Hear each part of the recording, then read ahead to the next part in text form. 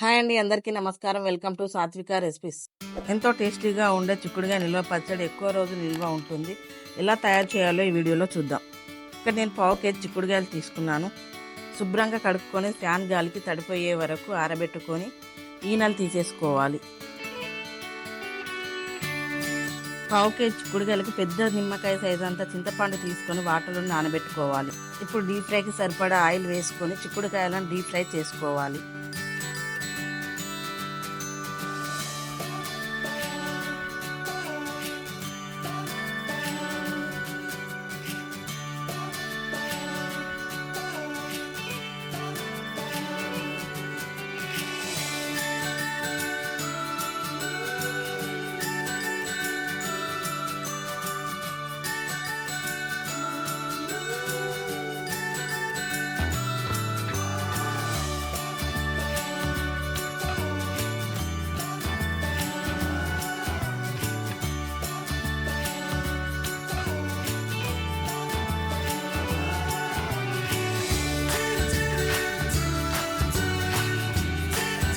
నానబెట్టుకున్న చింతపండుని చిక్కటి పులుసులాగా తీసుకొని పులిహోర పులుసులాగా ఉడికించుకోవాలి.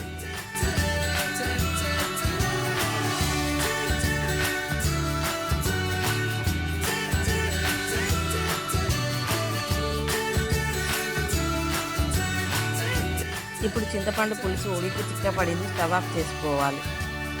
వేయించి పెట్టుకున్న చిక్కుడుకాయలోకి 2 ఎల్లిగడ్డలను పొట్టు తీసి వేసేసుకోవాలి.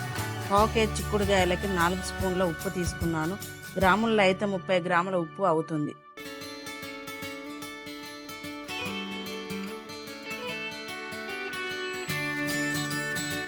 కారం 8 స్పూన్లు తీసుకున్నాను. గ్రాములో అయితే 75 గ్రాముల కారం పడుతుంది.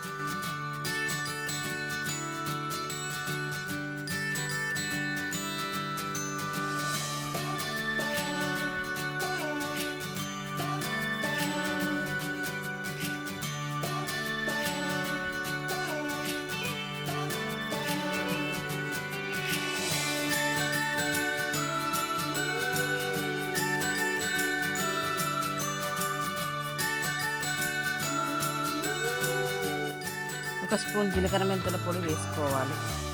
1 స్పూన్ పసుపు వేసుకోవాలి. డీప్ ఫ్రై చేసుకున్న ఆయిల్ని ఇందులో వేసుకోవాలి.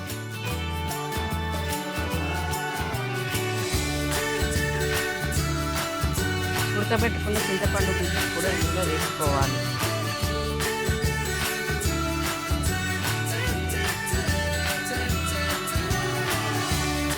ముక్కలకి నూనె మొత్తం కలిసేలా కలుపుకోవాలి.